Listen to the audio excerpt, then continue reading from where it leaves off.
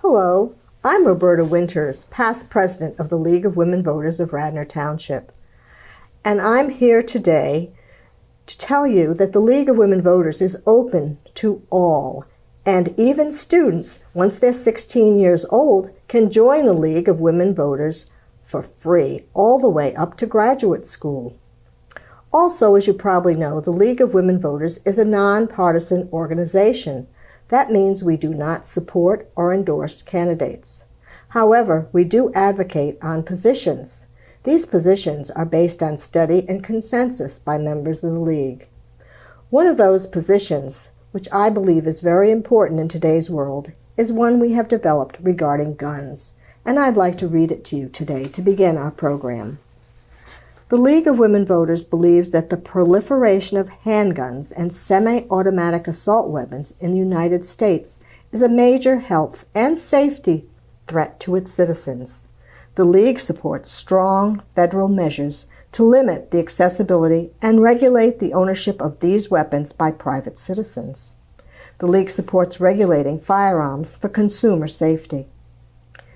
The League supports licensing procedures for gun owners by ownership by private citizens to include a waiting period for background checks, personal identity verification, gun safety education, and annual license renewal. This license fee should be adequate to bear the cost of education and verification.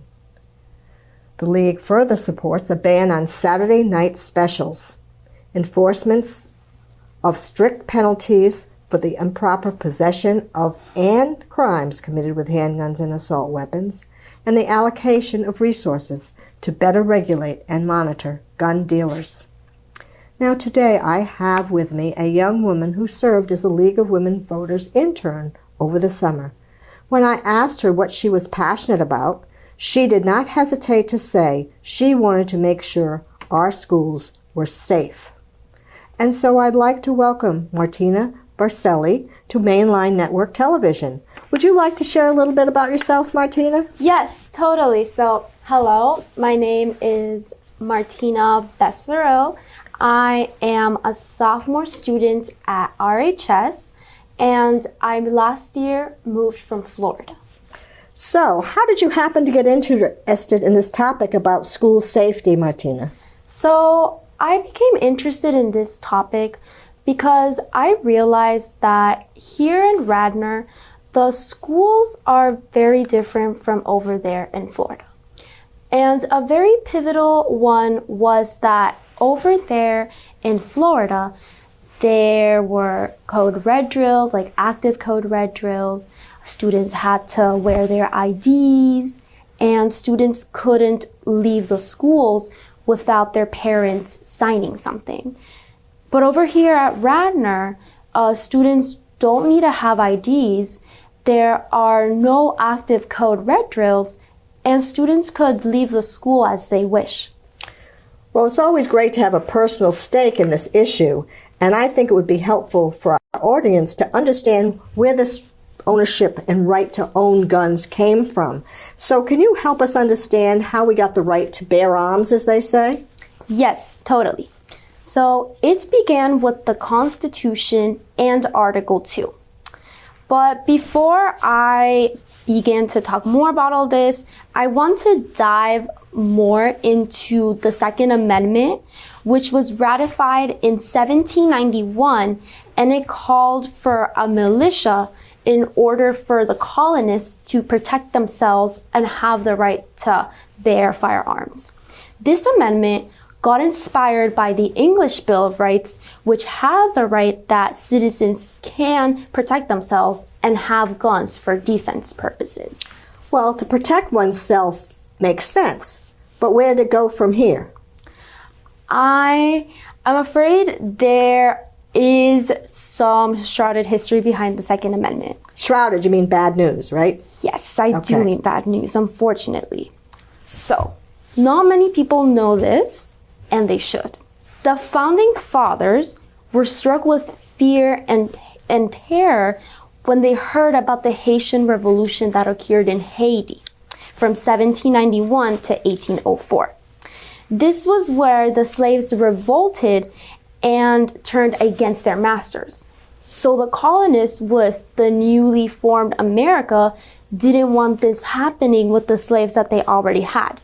So now, armed with the guns from this newly born Second Amendment, they were able to prevent their slaves from revolting and keep them in check. So as I said before, this is something that not many people are aware of, and it shows us that the Second Amendment was not only used for defense purposes.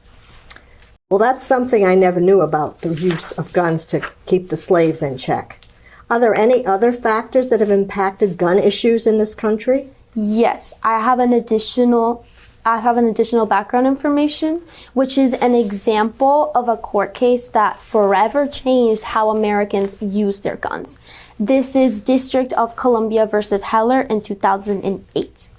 Now, this case is important because it ruled that it is constitutional to carry a firearm in the event of a confrontation. This means that you can go out in the street with a gun in your hand or in your bag and use it to protect yourself. But this interpretation led to many citizens just heading out in the streets, roaming the streets with a gun in their hands. Well, believe it or not, I've actually seen people in Radnor with a holster and a gun, and they weren't policemen. Yeah. So, now, as a retired teacher, though, I want to know more about school shootings per se. What did you find out about school shootings, Martina? So I found out about school shootings when I looked at this graph. The graph shows the number of school shootings throughout the years. And as you can see, the red line shows the trend, which was relatively flat, it was static. But then, up until 2018, that trend line began to dramatically surge. You can also see that the shootings reached its peak from 2021 to 2022. And this might be attributed to many reasons ranging from the lockdown, COVID-19, and an increase in hate speech and misinformation. Do you have any ideas what else might have contributed to this increase in gun violence? I also think that maybe hate could have fueled that. Not just hate speech, but just hate in general.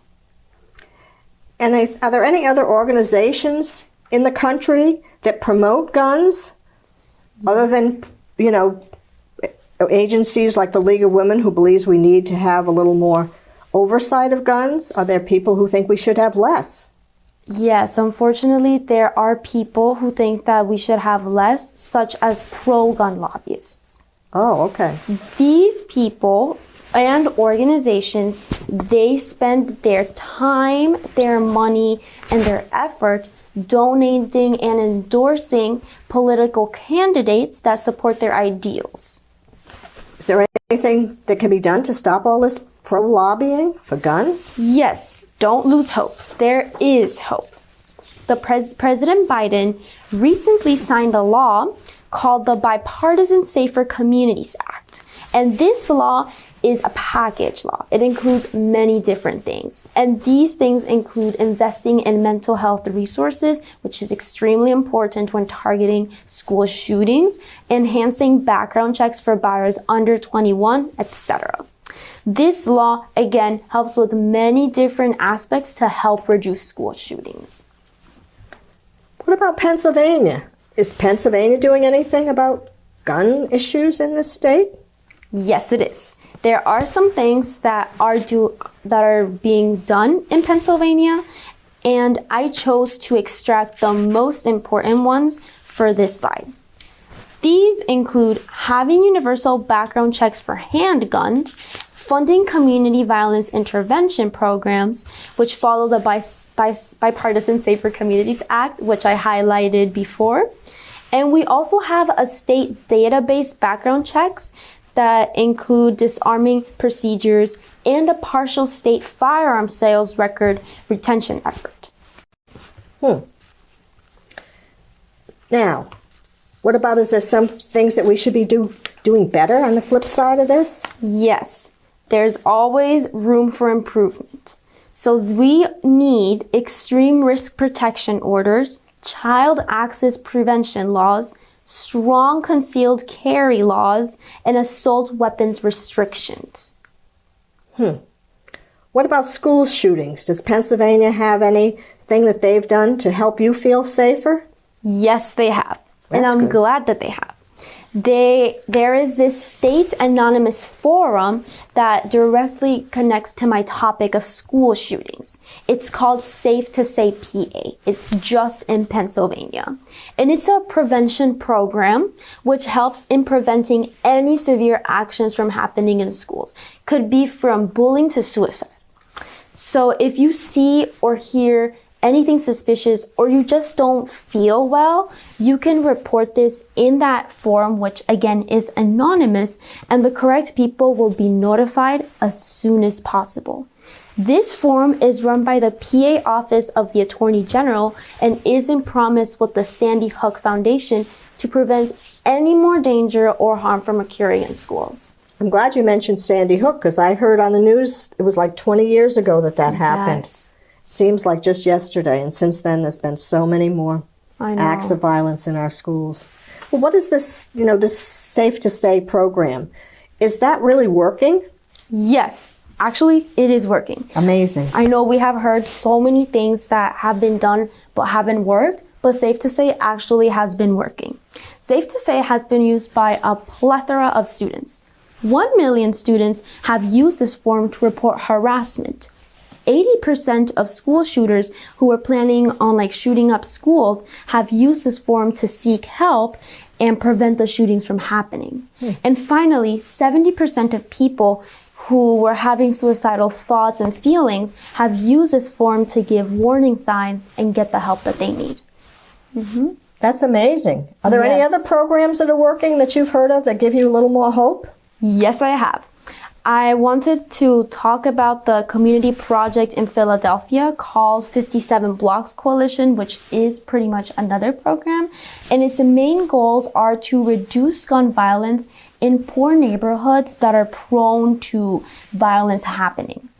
Now, I cannot truly say if this is actually working, but I do know that it is current and ongoing. And many gun violence organizations such as Ceasefire PA, which I will elaborate later on, have supported and donated to the cause of this project. That's good to know. I know one of the other things that we had the opportunity to do this summer was to meet with Superintendent Flanagan from Yes. the Radnor Township Police. And we talked to him, and he shared with us different efforts that are happening in Radnor to help you feel safe and the rest of our community. Would you like to share a little bit about that? Of course I would. So, there are some ways that Radnor is keeping our schools safe. So at the schools, there are surveillance cameras posted outside the school and inside the school. Radnor has Safe to Say, the forum that I talked about, implemented, and there are posters around the school highlighting the importance of Safe to Say and why us, the students, should use it. In the posters, there's also a QR code that we can scan with our phones, and immediately we get access to the forum. We have access to our school counselors who specifically specify in the SEL, social emotional learning. And if we ever need to talk to them about anything, they are there for us. The schools also always have their doors locked, so no one from outside can enter. And the district and local law enforcement have a very strong partnership. Law enforcement personnel also regularly visit our school and are always available to provide assistance if needed.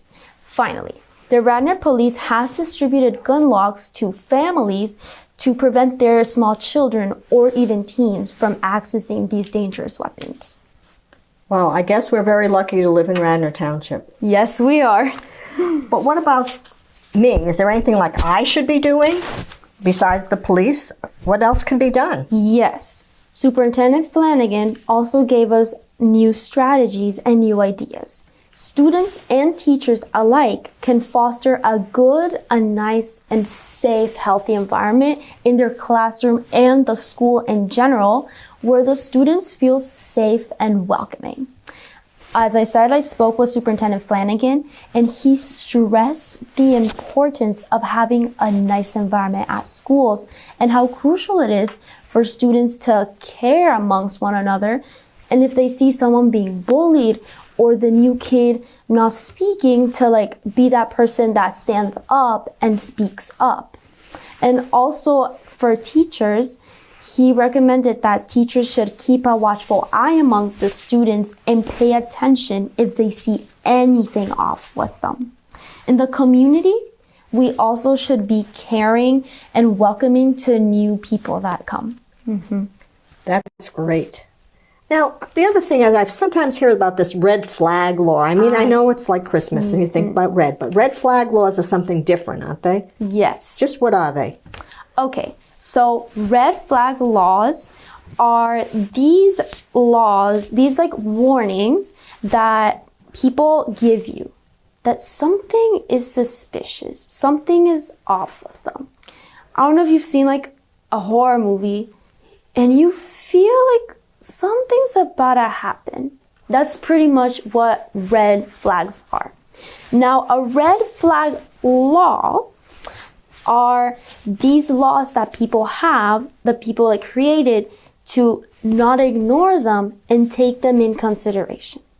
There is a school shooting where they talked about red flag laws. This was the Parkland shooting that happened in Florida. The school shooter, Nicholas Cruz, he was mentally ill. And the guidance counselor actually alerted his teachers, hey, something's up with this guy. You should look out for him or make sure that he's okay. But the teachers just swatted it away. We're like, no, he's fine. Nothing's wrong. But it has been said that he's schizophrenic and he hears voices. And we saw what he did in the school. So never ignore red flag laws, because that's the people trying to tell you that, hey, something's wrong and we need to take action. Well, that's really good to know. Sounds like to me, when you talked about Nicolas Cage, that, mental health has something to do with all this gun violence. Is that the case? Yes, 100% it is. Many people forget the importance of mental health in school shootings and gun violence in general. It's super important. We need to make sure that students and teachers alike get educated about mental health and what to do if either the teachers or the students ever feel down. When students are educated with these things and teachers, they know what to do and most likely won't take rash decisions. So we should make mental health resources easily accessible for people to get them when they need it. Well, when I taught at Ithan School, people were concerned about school shooting then, because again, this was 20 years ago. And I remember we even had things like active shooter drills. Yes. Does that still happen in the schools? So the active shooter drills don't occur. What happened are called the code red drills, where teachers just lock their doors, but instruction continues. It's as if nothing happens. But I believe that there should be active code red drills implemented. And active code red drills are when teachers lock the doors, instruction stops completely, students hide under the desks, and everyone remains silent. There is no noise. No one talks at all. But it doesn't occur here at my school. And Superintendent Flanagan actually recommended that we need to keep in mind that there are students who suffer from autism or just panic attacks, and being in these circumstances can really aggravate them. So we can have exceptions for them, such as exempting them from these procedures or having them partake in these procedures but in a less stressful situation so they can at least know what to do. We can also ask the school board to see if they can implement regulation where students need to have their IDs visible so administration can know that they are part of the school. So no stranger just comes in with a gun? Exactly. Okay. Do you think there is a way to change what is happening regarding gun violence in the schools and elsewhere? Yes, I do believe that things can change, but they won't change if the law doesn't get altered. The good news is that we have the power of free speech. It's one of our rights. So we can speak with our local politicians and let them know our side of the story and give them ideas for future laws that call for 21 plus, which is being 21 years or older to access and buy a firearm. And I got this idea because you've probably heard in news or read in articles or something that school shooters are normally teenagers, ages between 17 to 19 years old roughly. But I believe that if we fight for 21 plus legislation, it will prevent these weapons from falling into the hands of immature young teens, and instead older, wiser, and mature people who actually understand the responsibility of carrying and owning a gun will be able to access it and use it wisely. I also believe that there should be an assigned policeman at schools. In Florida, we had this. We had an assigned policeman to it was in middle school. Yes, in our middle school. And Superintendent Flanagan stated his support for this law and how we can encourage lawmakers to propose a law that states for an assigned policeman. But in the end, all of this will only work if politicians just push their biases aside and begin focusing on the welfare of everyone. Just forget your political party and begin focusing on everyone. Because school shootings isn't a party issue. No, it certainly isn't. Well, it certainly seems to me like changing the age requirement would be a simple thing that would be an important first step in helping to curb this serious problem. But does the media have any role in all this gun situation? Yes. The attention given to these mass shootings, school shootings, and any type of shooting that occurs should be minimized. It's too much attention. But what I mean by this is that the news, broadcasts, and articles shouldn't give these issues too much attention. Minimizing attention will prevent other people out there from committing copycat crimes, which are crimes akin to the ones shown in the news. For example, let's say the last active shooter shot 5 people. Someone out there thinking about shooting up a school may get inspiration from this other person and may now want to kill 6 people, and so on and so forth. Superintendent Flanagan also said that social media and TV aren't helping because of the example and information that I gave above. But we must be careful and be mindful because we cannot violate the people's First Amendment rights to free speech and expression. It's a balancing act, as you've said. Yes. Now, I know many people are concerned about school safety and gun violence. Are there places they can go to get more information or maybe talk to their legislators about some of the things you've shared today? Totally, there are. There are great organizations that support these causes. These are Ceasefire, the one that I said that I will circle back to, Moms Demand Action, Heeding God's Call, and March for Our Lives. These organizations all have the common goal of finally keeping our schools and people safer. Well, I'm just amazed you've learned so much during your independent summer internship, Martina. And I hope you'll encourage other high school students next year to pursue their passions with our internships as well. Do you have any final words of wisdom to share with us, Martina? Yes, I do. I am a strong believer that gun violence, more specifically school shootings, can be reduced, but only if we work together. Not only just cooperation, but we need to have the willingness to help out to prevent any more demises, any more disasters from occurring. If everyone has one common goal in mind and has the perspective of caring for the welfare, as I was talking about with the politicians, regardless of political party, gender, religion, anything, we will be able to conquer school shootings. Well, no one can argue with your perspective, Martina. Hopefully, our viewers today will take what you've said to heart and encourage others to watch this program and be inspired to act as you have. Thank you for sharing with us. Thank you. Now, on behalf of the League of Women Voters of Radnor Township, I want to express my appreciation to you, the audience, for watching this informative program on this hot topic of gun violence with specific focus on our schools. Of course, this would not be possible without the continued support of our public access channel, Mainline Television Network. We are grateful for their continued cooperation as we strive to inform and educate the community on important topics such as this. We encourage you also to join the League of Women Voters and help us with the important role we play in our community, our state, and our nation. Again, thank you. Thank you.